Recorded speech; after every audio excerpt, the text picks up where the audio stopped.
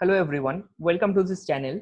And this channel is specifically for your TISNET and TISMAT examinations. We are going to strictly focus on these two examinations. Many students have this query as to from where they should study the static GK part of TISNET. So I'm going to help you cover the static GK part. I will also have discussions on maths, English. We'll discuss current affairs. But today we'll start the ancient history series, and in this series we are going to have 8 chapters. The first chapter is the prehistoric period and the Indus Valley civilization. Then we'll have the Vedic age. In chapter 3 we'll study the pre-Mauryan period. In chapter 4 we'll study the Mauryan age. After that, in chapter 5 we are going to study the post-Mauryan age. Then we are going to study the Gupta period. Then we'll study the post-Gupta period, and after that we'll study the pre-medieval period. So all my lectures are not going to be very explanatory in nature as far as your static GK is concerned, but I am going to mark all the important and relevant things that you must remember for your exam. And to be honest, Indus Valley civilization as a whole topic is not very relevant for your exam. However, with this you never know. It is better that now if you're studying in this month, you have enough time to study all these topics. With this you never know, they might give you some questions from here. So we'll start with the prehistoric period and the industrial civilization. Okay, so the Stone Age has been divided into 3 phases.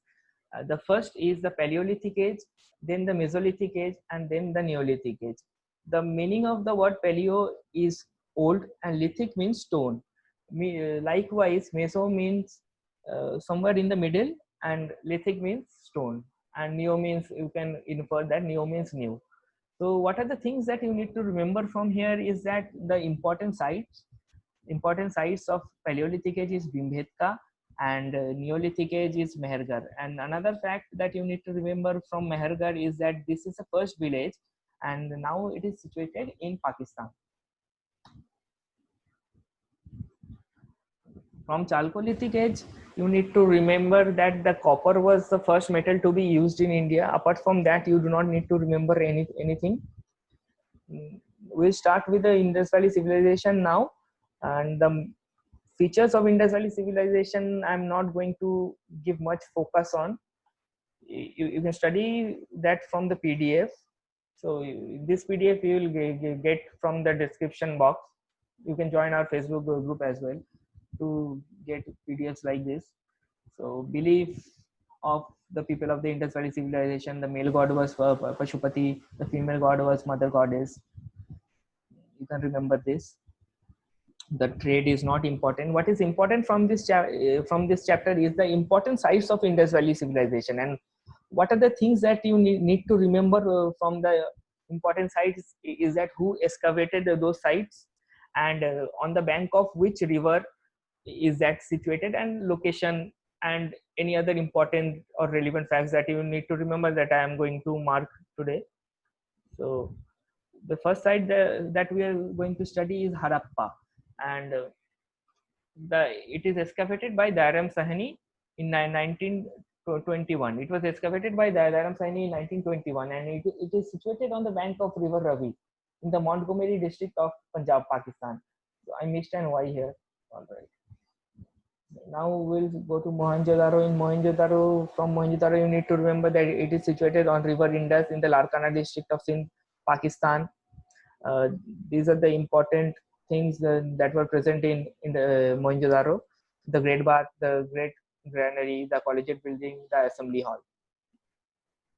All right. Another important thing that you can remember is that the earlier Mohenjo-daro was considered the largest Indus Valley site, but now Rakhigarhi in the Hisar district of Haryana is the largest site.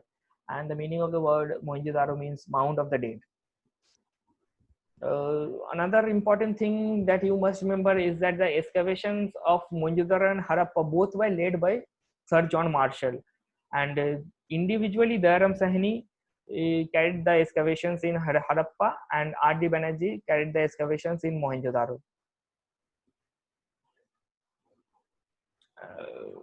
Then we have Kalibangan.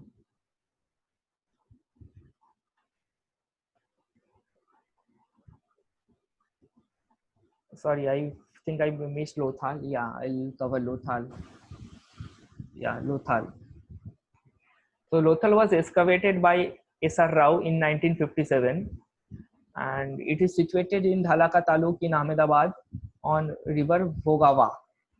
The two most important things from Lothal you need to remember is that it contained an artificial dockyard, and the presence of rice husk was found in Lothal.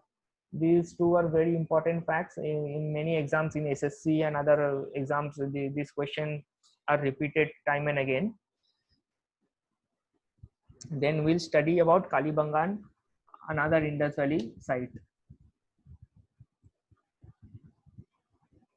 So Kalibangan was excavated by Bibilal and A.N. Ghosh in 1953. It is situated on Ghaggar River in Rajasthan.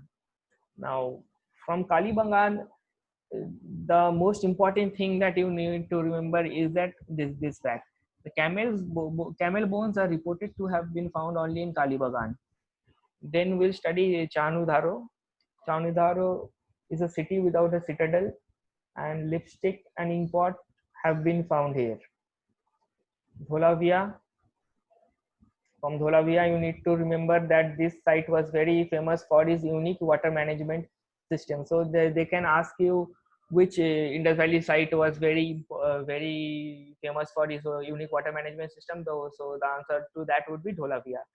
And we have Supto Tada.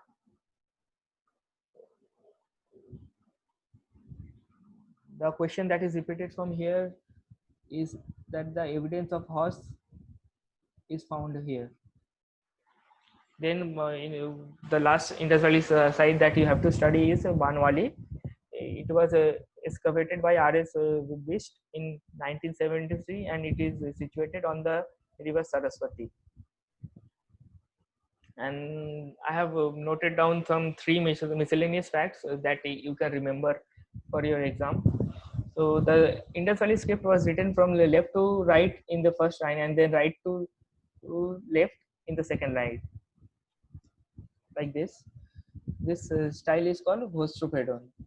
The boundaries of Indus Valley civilization: in north we have Mandu in Jammu and Kashmir, in south we have the Ahmedabad in Maharashtra, east we have Alimgirpur in Meerut, in west we have Sukandor, Pakistan. I do not know how to pronounce this. So, and Indus Valley civilization is contemporary to the Mesopotamian civilization. So that's it for this lecture. In the next topic we'll study is the Vedic age, and there also I'm going to mark all the relevant facts that you need to remember and learn for your exam.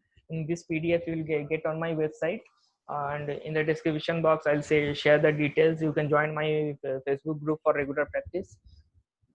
Okay, that's it for today. Happy learning.